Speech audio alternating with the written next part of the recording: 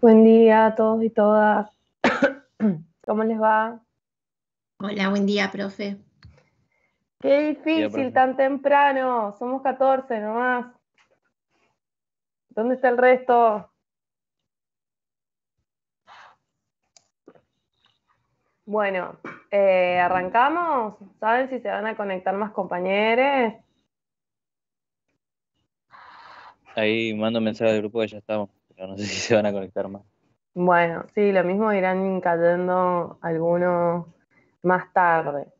Bueno, yo tengo, o sea, al revés, yo no tengo las preguntas que les fui dando de examen, pero lo que podemos hacer es que alguno o alguna la va leyendo y la la van respondiendo y yo voy haciendo señalamientos y después vamos a las preguntas generales que tengan del módulo. Arrancamos con el módulo 1, Introducción a la Filosofía. ¿Qué preguntas tenían? ¿Quién quiere leer una, digamos, puede leerle y de paso lee lo que hizo? Puedo leer. Buen día. Buen día. Lauri, sí.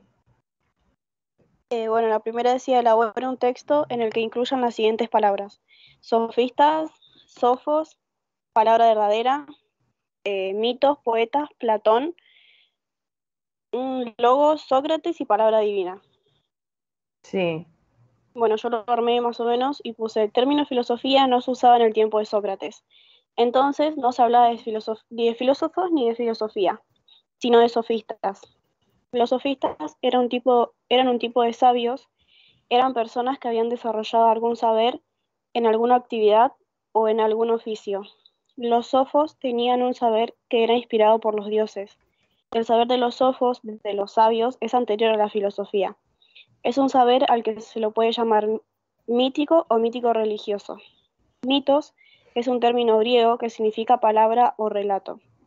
Los mitos relatan el origen de la realidad o de algo de la realidad, y siempre ese origen remite a un tiempo originario. El origen de todas las cosas, en el origen de todas las cosas siempre hay un tipo de intervención divina. El mito siempre tiene que ver con alguna intervención de los dioses que le ha dado origen a alguna realidad. Para los griegos no tenía el significado que ha llegado a tener después, que es el de el relato falso. El mito es la palabra verdadera, es la palabra que dice cómo son verdaderamente las cosas. Es el Bien. relato del origen de la verdadera realidad. ¿Ahí termina, Lau? No, sigue. Ah, dale. El término griego logos también significa palabra y palabra verdadera. Logos se traduce por razón, deriva del término castellano lógica. Es una palabra que tiene otra estructura porque ya no remite al origen divino, se refiere al orden de las cosas. Y ahí termina. Bien. Está muy bien, Lau. Lo que yo haría, porque viste que si ahora que seguramente que la habías hecho y ahora que la volvés a leer en voz alta, hay como una reposición casi bastante textual del apartado.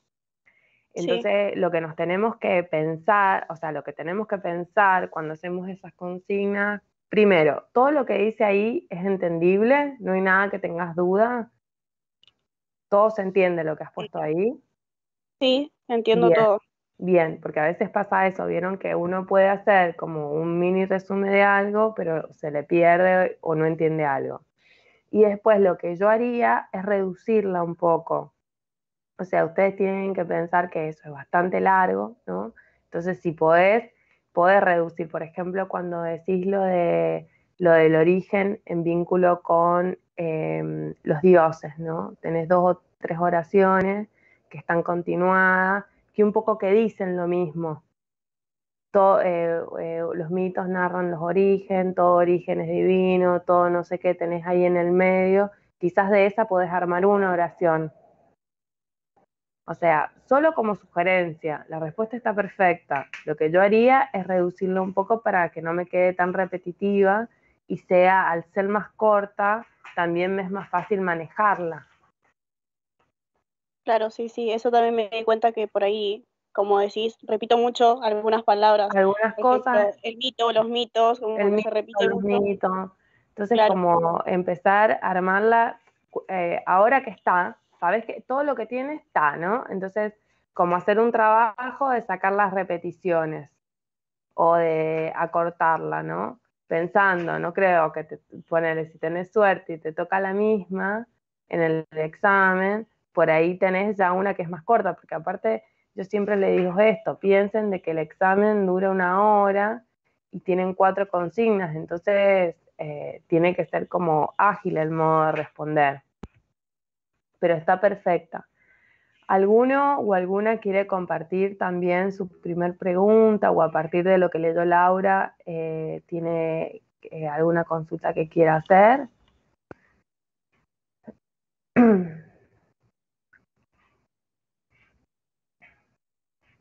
Profe, yo lo que agregué, porque también tenía que estar la palabra logos. Sí, Laura la eh, puso al final al logo. no lo escuché. No Está bien. importa, pero decime, porque Laura lo que hizo, perdón, esto Sí, la pueden empezar como ustedes quieran, pero lo que hizo es primero decirlo de Sofos, perdón, primero decirlo de filosofía y después decirlo de Sofos, sofistas, Sofos, se centra en el mito y después va a logos. Ahí como para hacer un mini repaso para los que estaban escuchando, recuerden que filosofía va con logos, que es palabra verdadera, mito va con logo, mito va también es palabra verdadera. La diferencia es que uno tiene el fundamento en el orden lógico, ¿no? Y ahí está la filosofía, y el otro tiene el fundamento en la divinidad. Y como en la sucesión de personajes tienen los sofos, que son los sabios, los sofistas, que son los contemporáneos a Sócrates, que saben un saber, ¿no? Pero que no son sabios, y los filósofos, ¿no? Y adentro de los sabios pueden poner, por ejemplo, los poetas. Ahora sí, Jessy.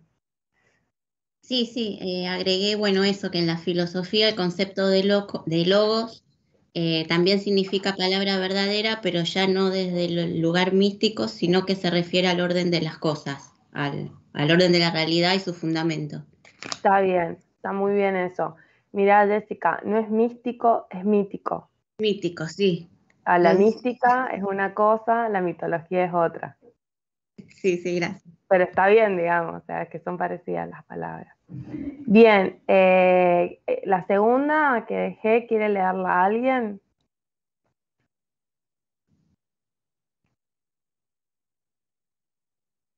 Yo la leo, profe, si quiere. No, yo, para mí, léenlas, o sea, digamos, nos hemos juntado a que ustedes lean las respuestas que hicieron para corregirlas y sacarse dudas a ustedes. Si no, o sea, si les sirve, trabajamos de esa manera. Sí, a ver, antes, Jessy, de leerla, porque Sebas puso algo en el chat, dice, yo agregué que en tiempos de Platón, los sofos eran los poetas, donde se basaban en una inspiración divina, donde plasmaban los poemas. Sebas, acordate que los sofos no son contemporáneos a Platón. Lau lo dijo, que acuérdense que en el tiempo de Platón ya no hay sabios, o sea, están los sofos, están después los sofistas con Sócrates y después están los filósofos y que bueno, que digamos, Platón es uno de los primeros, que empieza a llamar a su actividad filosofía, pero ahí ya no hay tiempo, ya no es tiempo de sabios, sino en todo caso de filósofos. ¿Estamos ahí, Seba, o quedó duda?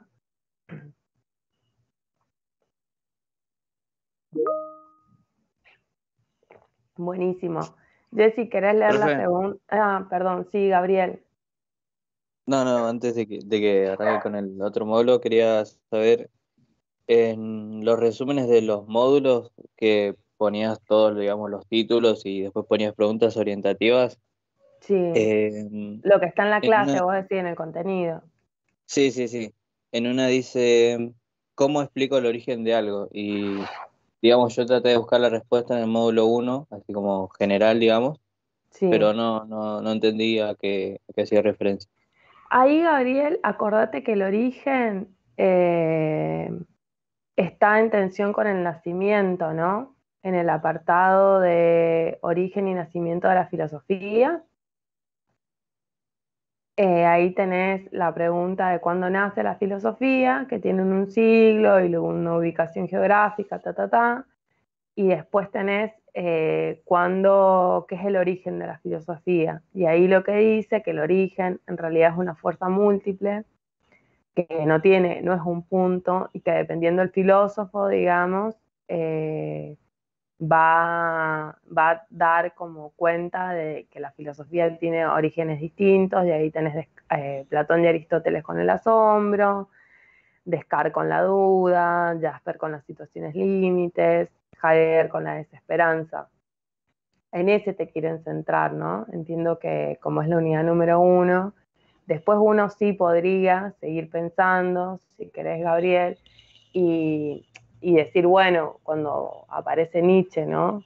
Y uno podría decir eso y poner, bueno, y en la unidad número 3, cuando vimos el pensamiento nietzscheano, la explicación del origen es a través de un método que es el método genealógico.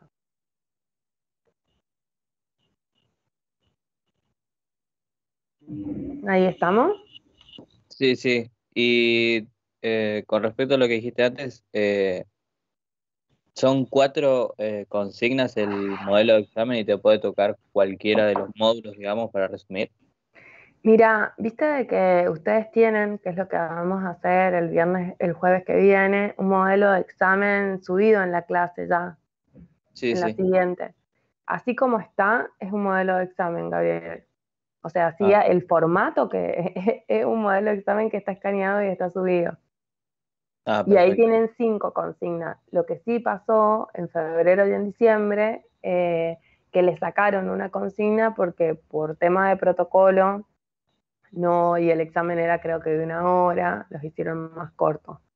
Ahora no sé si van a ser 4 o 5, pero ustedes siempre en general tienen, si son 5, cada consigna refiere a un módulo, y si tienen 4, tienen que ver si la última es del módulo 4, bueno, ahí fijarse, ¿no? Qué consigna corresponde a cada módulo, y siempre tienen como una pregunta así armadita, si vos la ves, que no es solo una cosita, sino quizás tiene otras preguntas adentro que hace referencia a un módulo. Bueno, gracias. Bien, lo mismo nos queda una pregunta de la unidad número 1, ¿no? Porque del módulo número 1, porque les fui dando 2 de cada una. Sí, profe. Jessy, ¿querés leerla ahora? Bueno, el diálogo como resolución del conflicto, ¿qué problema presenta?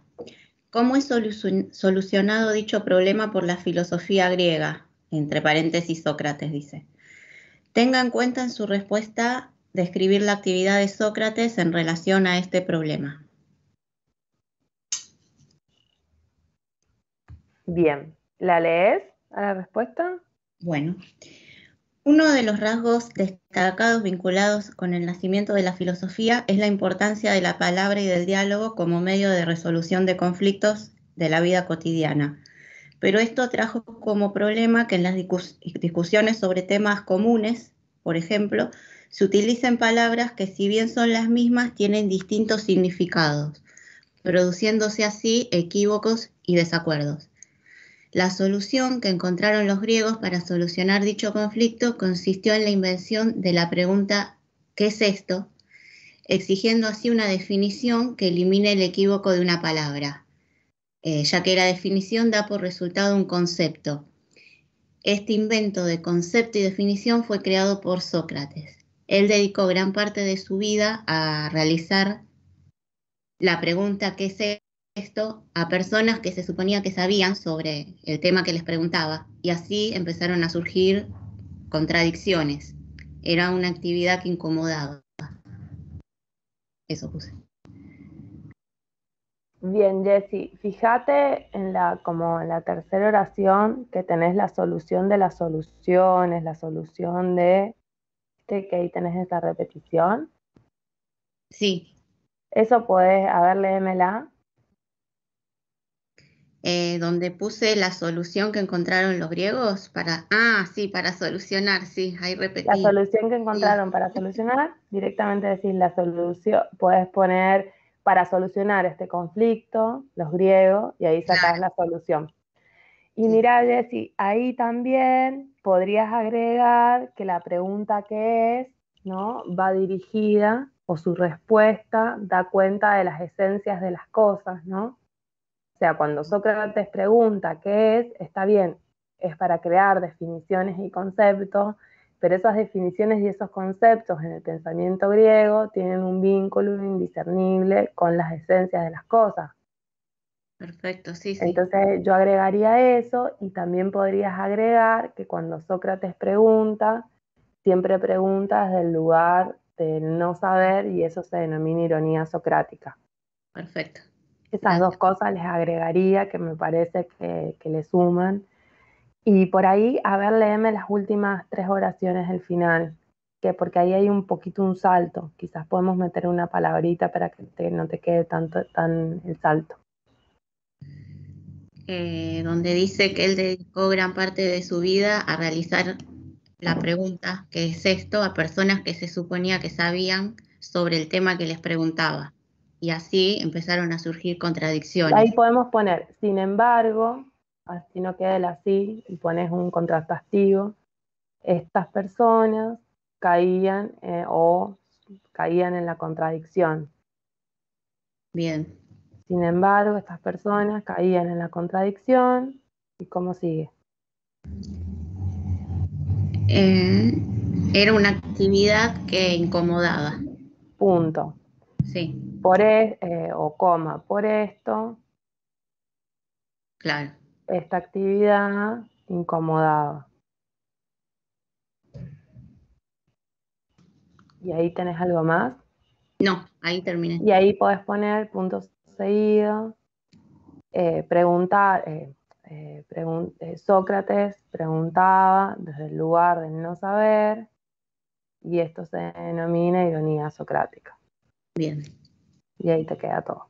Bueno, después metes lo de nada. Profe, Sí, ¿puedo leer el mío? A ver si obvio, sí. está más o menos bien. Sí, Yo puse que en la filosofía siempre existe un diálogo, a veces entre dos y a veces entre muchas personas, donde surgen los debates. En esas conversaciones la palabra puede tomar muchos significados y aparece el equívoco y desacuerdos. También están las preguntas. La filosofía es aquello que no nos hace conformarnos por lo que da por asentado, sino que nos brinda el beneficio de la duda. Pero estas preguntas nos van a crear conflictos. La definición de las respuestas a esas preguntas da por origen a un concepto. Sócrates, un filósofo ateniense, pasó gran parte de su vida preguntándoles a aquellos que se suponían que sabían cosas, y que estos mismos, a la hora de responderle, muchos caían en contradicciones. De ahí surge su famosa frase: solo sé que no sé nada. La contradicción, en consecuencia, hace creer que lo que uno está diciendo es certero, pero al equivocarte solo estás afirmando que crees saber, pero no sabes. Te deja en ridículo, te incomoda. Eso a Sócrates lo llevó a un juicio que terminó condenado a muerte. ¿Qué le parece? Está muy bien, Seba. O sea, vos has armado como con cosas más con otras cosas que aparecen en la unidad número 1, lo mismo está muy bien, pero acordate que lo único que señalaría como error, digamos, narrativo, digamos, histórico o conceptual que tenés, es que vos decís, cuando decís Sócrates lo llegó a afirmar, solo sé que no sé nada. Léeme, vos, ahí tenés una oración antes, léemela esa. Sócrates, un filósofo ateniense, pasó gran parte de su vida preguntándoles a aquellos que se suponían que sabían cosas, y que estos mismos, a la hora de responderle, mucho caían en contradicciones. De ahí surge su famosa frase: solo sé que no sé nada. Sí, pero la frase de Sócrates no surge a partir de que él pregunta. La frase surge una vez de que él escucha el oráculo y se pone a investigar. Claro, cuando ¿no? le decían que él era más sabio que todos. Cuando el ahí... oráculo dice, como que ahí pareciera ser, o sea, porque ahí yo lo que diría, en vez de decir, de ahí surge la frase, ¿no? Podés poner, de ahí se le atribuye, ¿no? O esto forma parte, para que no que te quede que solamente por eso, porque en realidad esa frase Sócrates la va a armar principalmente a partir de que el oráculo dice de que él es el más sabio. Claro.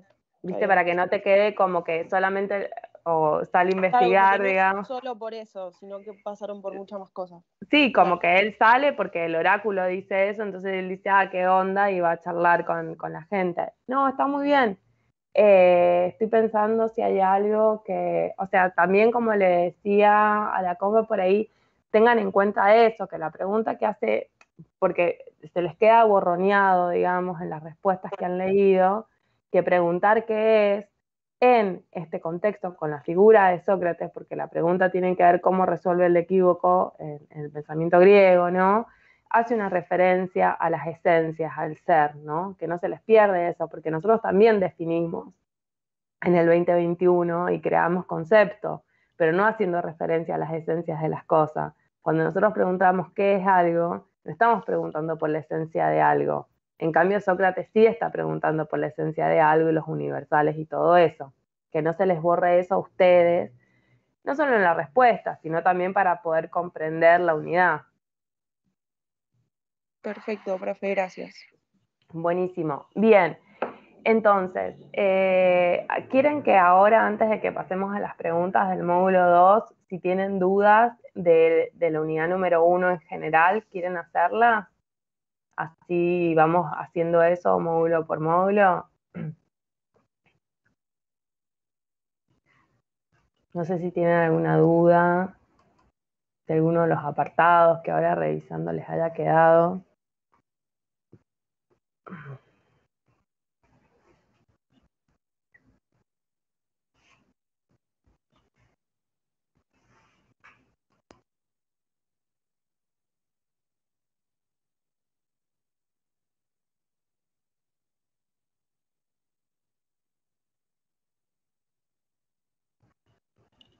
Bien, yo les hago una pregunta.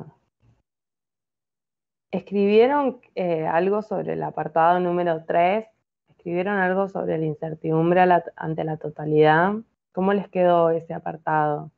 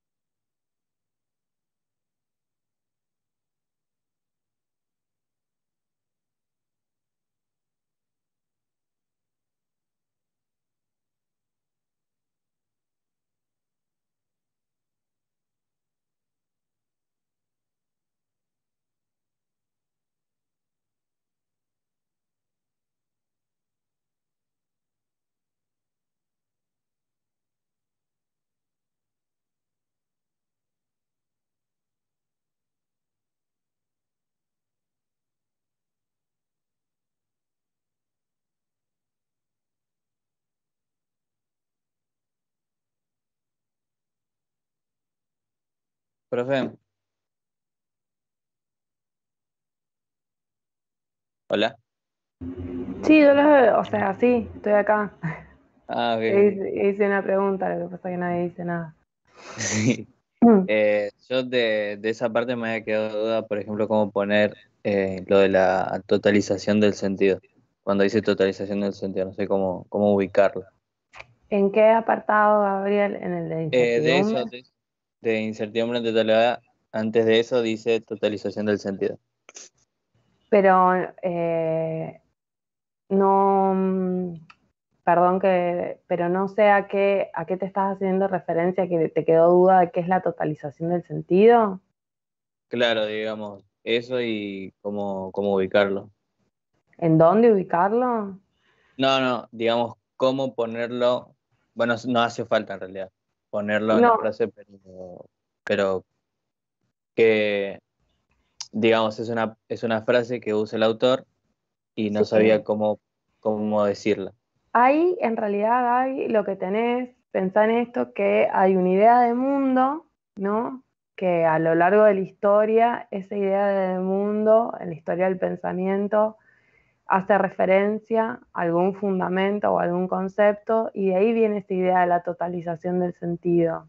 Pensar que el uno es uno, que el mundo es uno, y eso organiza, y ahí puedes pensar, bueno, ¿cuál es el concepto mundo que organiza el pensamiento griego? El de ser, ¿no? Entonces el ser produce una unidad de sentido en toda la realidad. ¿Cuál es el concepto fundamento del medioevo? Dios. Entonces Dios produce un sentido en toda la realidad, es lo que le da sentido a toda la realidad. En la modernidad, la razón, esta razón técnica, ¿no? En vínculo con la ciencia. Entonces, esa es la referencia a totalización del sentido, a qué mundo, ya sea el mundo ser, mundo Dios, mundo razón ciencia, produce en la realidad una totalización del sentido, una unidad del sentido. Todas las cosas de la realidad tienen sentido o encuentran su fundamento en ese concepto. Y después en realidad lo que nosotros ahí vemos, porque eso así no está dicho, pero entonces lo repuse cuando nosotros trabajamos, ¿no? ¿Cuáles son esos conceptos fundamentales, fundamentos, no fundamentales? Y después lo que se trabaja en realidad es que nosotros vivimos un mundo que está fragmentado, dislocado. ¿Por qué? Porque no hay una totalización del sentido, porque no hay una unidad, ¿no? Ya no hay un concepto fundamento. Entonces de ahí decimos, bueno, pero ¿y por qué sucede esto? Bueno, esto sucede por tuk-tuk. O sea, tenemos como diagnóstico a la incertidumbre a la totalidad, como paradigma a la racionalidad instrumental, como crítica a esto, la irracionalidad de los fines, ¿no? Y son las tres cosas como fundamentales de la época.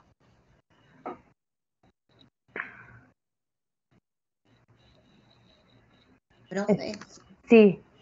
ahí cuando hablamos de incertidumbre ante la totalidad, yo agregué la frase que dice, cuanto más riguroso es el control sobre los procesos, más inestable y desarrollado se vuelve el conjunto. Por ejemplo, no sé, la energía atómica y algunos ejemplos.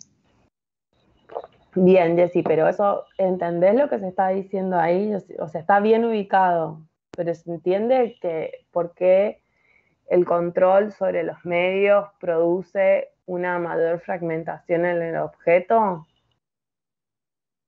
y eso hace que tenga como diagnóstico que vivimos en una época bajo la incertidumbre de la totalidad. Sí, más o menos, una idea tengo, es como que se le va de las manos, digamos. Sí, pero ¿por qué? Piensen, acuérdense en esto, cuando dice, mientras más control sobre los procesos, ¿no? Piensen ahí que nuestro modo, ¿no? Desde el nacimiento de la ciencia nueva, ciencia moderna, en esta relación con el sujeto y el objeto, cada vez se fue especializando más los saberes, pero también cada vez se fueron especializando más las técnicas y los instrumentos para construir esos objetos de estudio. Entonces piensen que cuando dice más control sobre los medios, es sobre esos medios y esos procesos para acceder, digamos, y para construir el objeto de estudio. Entonces la tecnología, porque ya no decimos el instrumento como el telescopio, ¿no? Decimos también la cibernética, la tecnología y todo eso, nos permite llegar a lugares que antes era impensable, ¿no? Entonces eso hace, por ejemplo, que podamos estudiar el cuerpo humano súper fragmentario, ¿no? Y que hayan miles de ramas dentro de la medicina súper especializadas. ¿Por qué? Y bueno, porque tenemos medios, instrumentos, tecnologías cibernéticas que hace que podamos acceder a lugares que eran impensados, ¿no? Construir esos lugares, porque no es que existen a priori. Entonces, eso que dice el apartado, bueno, más control tengo sobre esos medios e instrumentos, lo que hace, ¿no? Es que yo pierda la relación con ese pedacito, ese fragmento que estudio con el todo. Entonces sé un montón sobre operaciones del cerebro, no sé, o del corazón, y pierdo, se desconecta, digamos, con su relación con lo otro. ¿Por qué? Porque es un modo de producir conocimiento de nuestra época, ¿no? Que como como se llama actualmente, el conocimiento especializado, ¿no? No el conocimiento total. Ahí tienen ustedes el ejemplo de la energía atómica y todo eso, pero bueno, para que se imaginen qué es lo que se está diciendo ahí. Recuerden que en la modernidad nace la relación entre el sujeto y el objeto y que está mediada, ¿no? Esa relación, esa ciencia nueva, esa ciencia moderna, por un método determinado y por un instrumento, ¿no? El sujeto fundamenta ese objeto de estudio. Mientras más se va especializando el conocimiento, o sea, al revés, podríamos decir, un efecto de la especialización de los instrumentos, de las tecnologías y de las cibernéticas hacen que cada vez se fragmente más el objeto. Es por eso que el apartado termina diciendo que nosotros vivimos en una época en donde hay dos procesos característicos, un sujeto que ya no puede pensar una totalidad, porque esa totalidad está completamente fragmentada, ha negado o ha abandonado la idea de pensar el todo o el uno, y un objeto que se encuentra fragmentado. Joel dice en el chat, profe, se puede pensar que se produce una incertidumbre porque se comprende que el hombre es un ser que puede tener impulsos corruptibles, es decir, que tenga motivos caóticos, incluso, no, Joel, porque incertidumbre no tiene que ver con el hombre en sí, no tiene que ver, no es algo, la incertidumbre ante la totalidad no tiene que ver, no es leído desde una perspectiva moral o de lo que el hombre hace en sí, sino que es leído más desde una perspectiva epistemológica o nociológica, ¿no? De cómo se produce el conocimiento.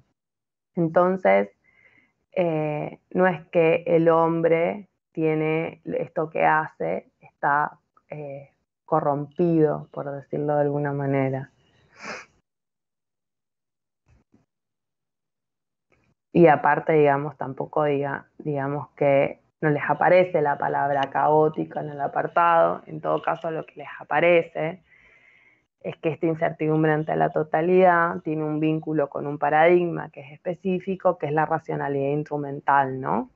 Y que la racionalidad instrumental es este paradigma que se empieza a gestar en la modernidad, que lo que va a decir que solamente es racional aquello que es útil, ¿no?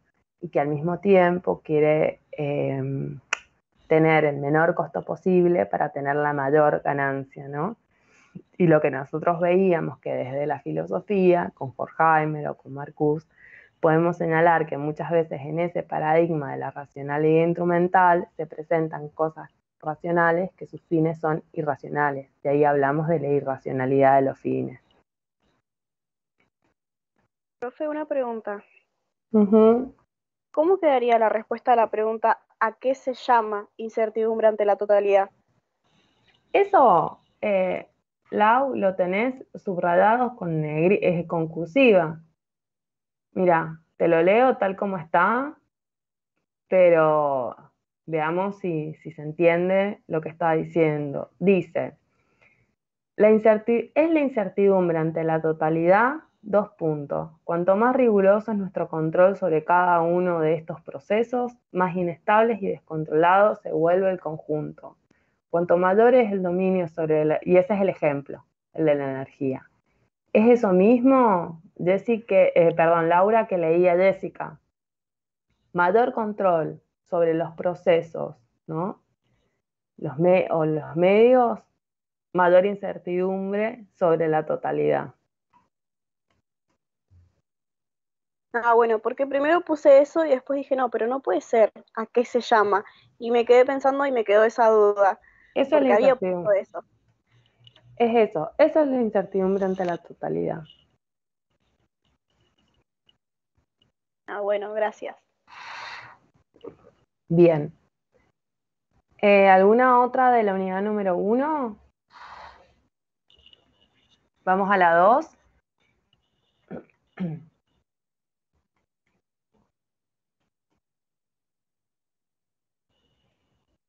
Y les dejo ahí en el chat otra consigna de examen del módulo número 1 para que tengan para ejercitar para otro momento. Bueno, vamos al módulo 2. ¿Quién lee las preguntas que dejé y las respuestas?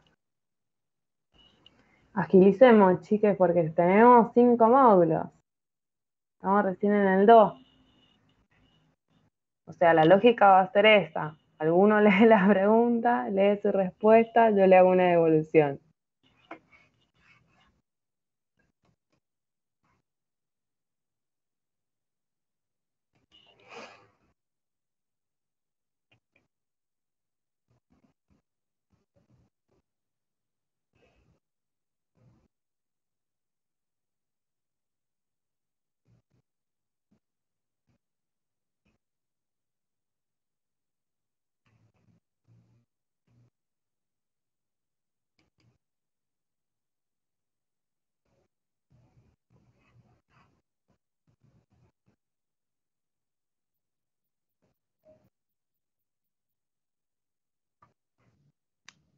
Leo, profe.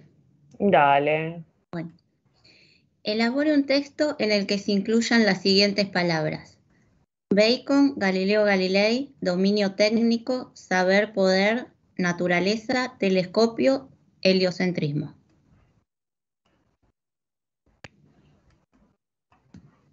¿Leo la respuesta?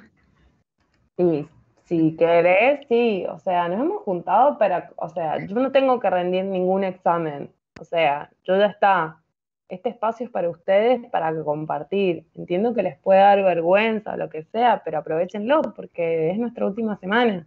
O sea, si vos le hiciste, Jessica, y te querés sacar la duda de cómo le hiciste, si querés una evolución, sí, léela, y si no, bueno, si no tienen ganas de compartir lo que hicieron, va a ser muy difícil. O sea, directamente no tiene sentido que repasen. Sí, yo la leo, no estoy segura si está bien. Pero esa es la idea, Jessie, porque si no estás segura, si no te digo yo cómo está, ¿quién te va a decir? Bueno, la leo. Dale, léela, sí. La ciencia de la naturaleza es la ciencia fundamental en la época moderna. Es el orden permanente que estructura los fenómenos cambiantes.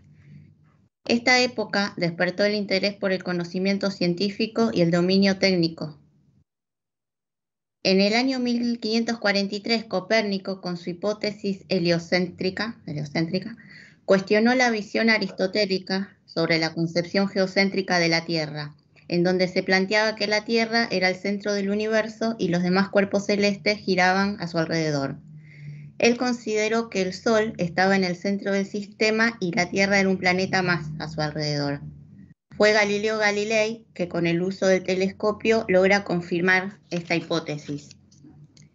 Para el hombre moderno, la naturaleza es el objeto, lo que debe ser dominado para conseguir, seguir, no entiendo lo que puse acá, a sus fines, para servir a sus fines. Conocimiento y dominio se entrelazan. Bacon sostenía que saber es poder y conocer es dominar. Hasta ahí. Bien, ahí Jessy, por ejemplo, cuando vos decís conocimiento y dominio se entrelazan, Bacon sostenía, y después tenés la otra oración, viste que esa tercera oración, digamos, en estas tres que yo te señalo, dice lo mismo que la primera. Por ahí puedes sacar la primera y decir directamente, Bacon sostenía que saber es poder, esto significa dominio, ¿no? Lo que te sigue. Sí. Y después la otra que no lo escuché, pero no sé si lo dijiste, ¿dijiste dominio técnico o dijiste dominio separado nomás? Dominio técnico de la naturaleza. ¿Definiste eso? ¿Qué es el dominio No. técnico de la naturaleza? ¿Cómo te pareció lo del dominio técnico? Se me fue eso. Porque puse que en esta época, o sea, en la moderna, el interés por el conocimiento, está el interés por el conocimiento científico y el dominio técnico de la naturaleza. Bien, dame un segundo, porque hay algo más específico que hace referencia al dominio técnico que te lo quiero señalar.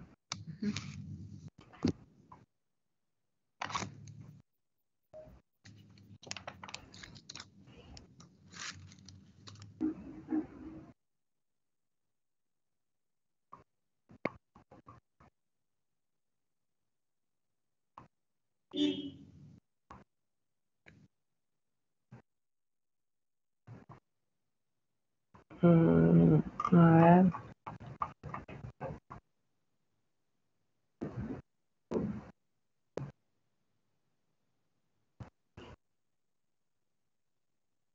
Acá está. Mira, en el apartado número 6 tenés una referencia que dice: sin embargo, hoy ya se puede afirmar que lo que comúnmente se llama ciencia tiene una finalidad propia, el dominio técnico de la naturaleza, y su racionalidad se llama método científico. Me parece que esa frase te puede servir para darle lugar a lo que es el dominio técnico. Bueno, sí, esa la puse Ahí en te la otra pegué. respuesta. Ah, no. ¿La pegué? Sí, ahí la pegué. Así te queda definido que es dominio técnico. Bueno, bien. ¿Cuál es la otra que tienen? ¿Quién quiere leerla y quién quiere compartir?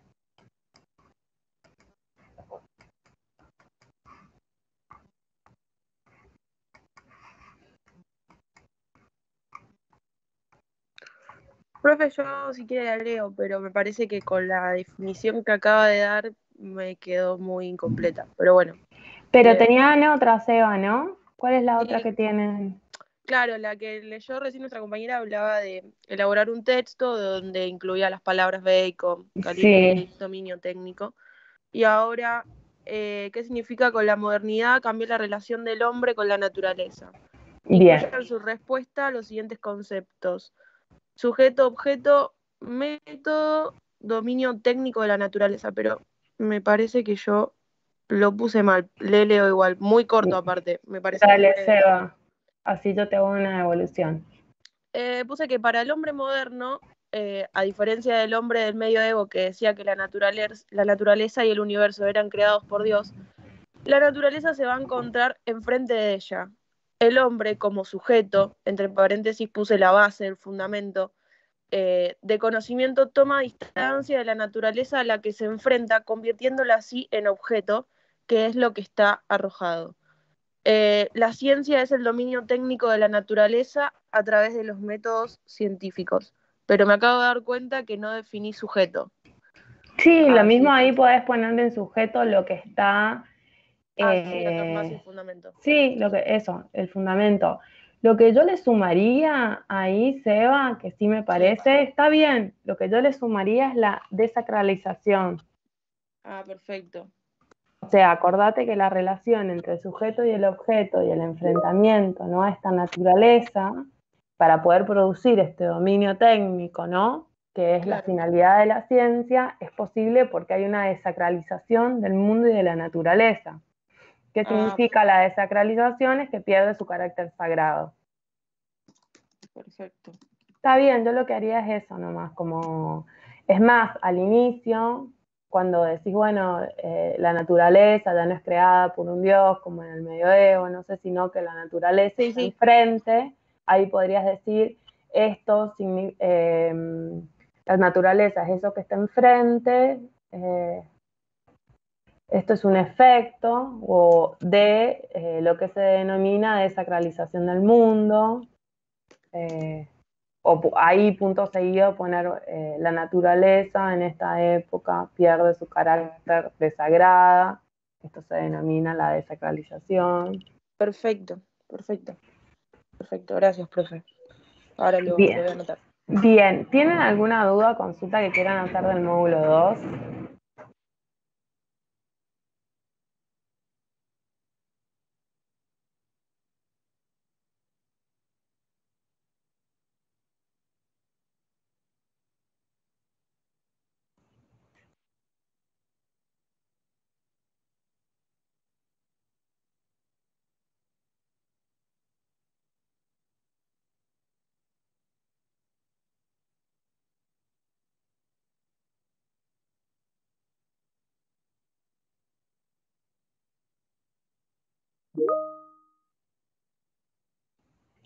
Dime, Tute.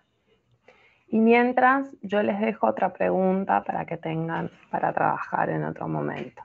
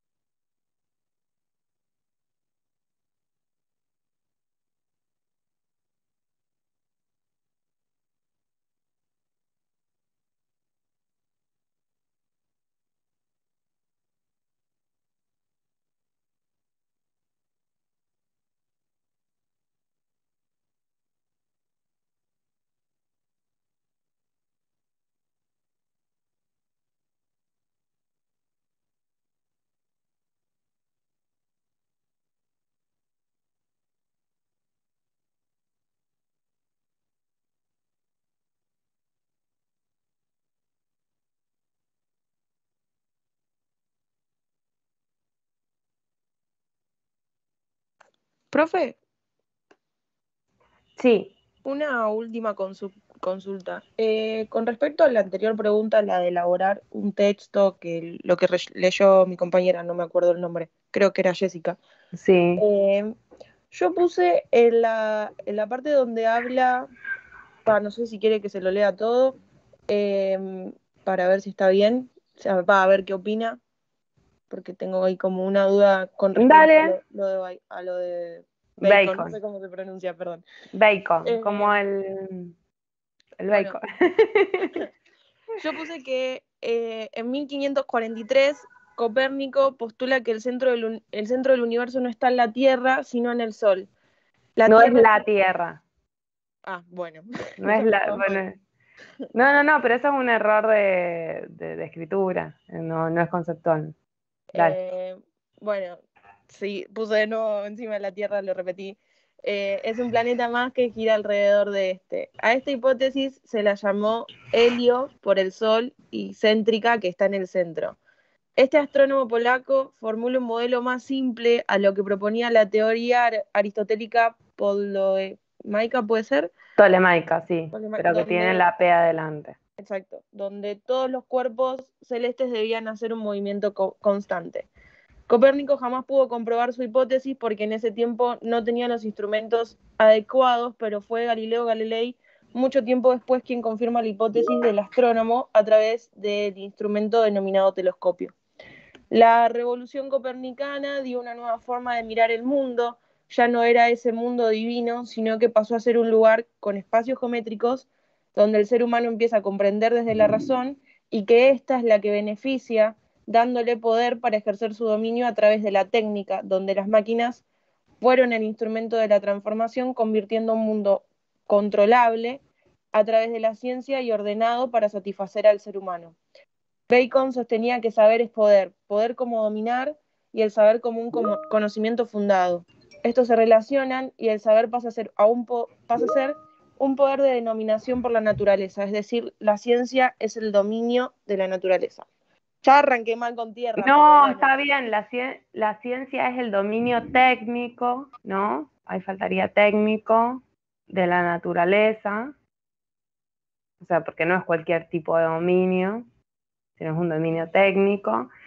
Y después ahí, Seba, me parece que, viste, cuando vos decís, bueno, a diferencia del mundo aristotélico tolemaico, en donde los cuerpos celestes giraban yo diría, entre otras cosas, los cuerpos celestes, porque no es solamente que los cuerpos celestes giran en un movimiento perfecto, sino también, por ejemplo, el sistema aristotélico tolemaico es cerrado y el copernicano es abierto. Por ejemplo, que después vos sí retomás algo de eso, o sea, lo daría como que es una cosa, no es lo único. O sea, los presupuestos que trae el sistema aristotélico tolemaico y el sistema copernicano son varios. O sea, lo principal es que en uno la Tierra es el centro y en el otro es el Sol. Por eso es geocéntrico, heliocéntrico. Pero después uno es cerrado, otro es abierto. Y lo otro que también es importante, que las nociones de tiempo y espacio son diferentes, que vos traes algo de eso. Acuérdense que en el aristotélico tolemaico, como los cuerpos ocupan lugares esenciales, yo distingo arriba y abajo, ¿no? Distingo suprasensible o sublunar o supralunar. En cambio, en el copernicano, el espacio va a estar determinado por las relaciones que tenemos que hay con los otros cuerpos. Ya no hay ocupar un lugar esencial. ¿Por qué? Porque el cosmos ahora es infinito. Perfecto. Perfecto. Bueno, ahora lo corrijo. Con Pero respecto... está bien, lo de Bacon está bien, porque lo de Bacon no pueden decir otra cosa que no sea que el saber es dominio, digamos. Listo, buenísimo, ahí lo corrijo. Bien, Gracias. voy a leer la intervención, la consulta que hice Tute, que tiene que ver, dice, en el módulo hay dos definiciones de sujeto y objeto. Está la de la teoría del conocimiento y después otra que habla que el objeto es lo que está arrojado y el sujeto es lo que yace. No entendí bien esta última definición. O sea, no sé cuál dos, o sea, sujeto y objeto es una... es una definición que es de la modernidad. En el único lugar que les pueda parecer que es como más confuso es cuando está describiendo que en el medioevo hay un sujeto objetivo, un sujeto subjetivo, no, una racionalidad objetiva y una racionalidad subjetiva, ahí les puede hacer un poco más de dificultad. Pero respecto a que el sujeto es lo que yace, ¿no? Que yace significa que es lo que le va a dar fundamento al objeto. O sea, no va a existir un objeto de conocimiento si no hay un sujeto que vaya a conocer ese objeto. Por eso dice, el objeto es eso que se encuentra arrojado, es decir, el sujeto con su capacidad, digamos, de racionalidad instrumental, levanta, se podría decir, levanta el objeto y lo conoce. Piensen que la característica ahí es que los únicos que podemos conocer, o los únicos que pueden conocer, son los hombres, ¿no? No solamente estamos teniendo una experiencia de algo, una experiencia sensible, sino que se está produciendo un conocimiento. ¿Y quiénes pueden conocer? Aquellos que tienen una racionalidad. Esa racionalidad no ya entendida como logos, sino una racionalidad entendida como un instrumento de acceso de. Por eso les dice, el apartado, el concepto de razón en la modernidad es más restrictivo, porque señala simplemente ese movimiento técnico, ¿no? Después decime tú si ahí está mejor. Cintia dice, yo puse, el hombre en la modernidad a través del dominio de la naturaleza, sujeto investigador, objeto lo que indaga la materia o el tema de su conjunto que se lleva a cabo para realizar una acción. El hombre es capaz de utilizar recursos para brindar la naturaleza y así perfeccionar sus usos. Ahí, Cintia, tenés como saltos, o sea, estas preguntas que apuntan, les dan palabras a ustedes para que redacten, tienen que estar articuladas las cosas que redactan. Entonces vos decís, el hombre en la modernidad, a través de la naturaleza, ¿qué? Vos podrías poner, el hombre en la modernidad tiene una relación con la naturaleza que supone el dominio. Punto. La relación entre el hombre con la naturaleza puede ser entendida desde la relación sujeto y objeto. Sujeto no es solo el investigador, como a partir de lo que preguntaba Tute. Sujeto es ese que fundamenta el objeto es eso que está arrojado. Esa hay que hacerla de vuelta, Cintia. Bien, estamos con el módulo 2, vamos al 3.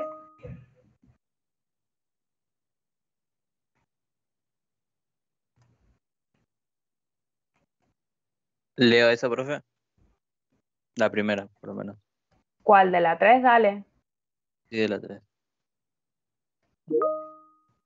Elabora un texto en el que se incluyan los siguientes conceptos: fuerzas reactivas, potencia, hombre inferior, fuerzas activas, transvaloración de los valores, relación y hombre superior. Bien. Nietzsche es un pensador contemporáneo del romanticismo que pensará todo lo existente como potencias. Esas potencias son movimiento puro. Este atravesará también a los hombres y los dividirá en dos categorías. Esclavos son los atravesados por potencias reactivas, los que no van al límite de lo que son capaces. Y nobles a los activos, los que se expanden incluso poniendo en riesgo su propia vida. En resumen, un hombre es superior o inferior de acuerdo a su potencia. Y en conclusión, cree que debe haber una transvaloración de los valores, destruir los valores existentes y crear nuevos. Bien. Muy bien. ¿Alguien más quiere leerla? ¿Tenés ahí alguna duda, Gabriel? No, no. Lo único que me genera un poco, léeme el principio. Nietzsche es un pensador contemporáneo del romanticismo que pensará todo lo existente como potencias. Esas potencias son movimiento puro. Este atravesará también a los hombres y los dividirá en dos categorías. Esclavos son los atravesados por potencias reactivas, los que no van al límite de lo que son capaces, y nobles a los activos, los que se expanden incluso poniendo en riesgo su propia vida. Mira, sí, seguí, perdón. Sí, en resumen, un hombre es superior o inferior de acuerdo a su potencia. En conclusión, cree que debe haber una transvaloración de los valores, destruir los valores existentes y crear nuevos. Sí, ahí está el error. Primero, vamos por parte. De la primera parte que leíste, yo diría, en vez de, bueno, puedes decir fuerzas también, en vez de potencias, ¿no? Porque aparece más como la idea de fuerzas activas y fuerzas reactivas, ¿no? Primero eso. Y de la segunda parte, ahí, cuando decís en resumen, ¿no? Un hombre es, ahí decime esa, ahí está el error conceptual. En resumen, un hombre es superior o inferior de acuerdo a su potencia. Ahí está. Acordate que el hombre no es inferior o superior o noble o esclavo de acuerdo a una potencia que posee, sino de acuerdo a la potencia que vehiculiza en una relación. Entonces yo no voy a decir, en resumen, un hombre es, no, yo digo, en resumen, los hombres vehiculizan distintos tipos de fuerzas que en una relación, ¿no? Puedo decir que es esclavo un hombre, porque acordate que la fuerza nunca le pertenece al hombre. Sí, sí. Y ahí me parece que me parece no, estoy segura, que esa parte, digamos, de tu respuesta contradice lo de arriba, que vos decís, bueno, todo es movimiento, todo es potencia, los hombres vehiculizan. Entonces cuando decís en resumen, después volvés a decir, esencializas la pertenencia de la fuerza a un tipo de hombre.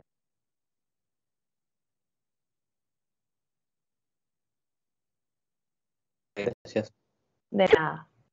Bien, ¿quién lee la otra que les quedó de la unidad número 3?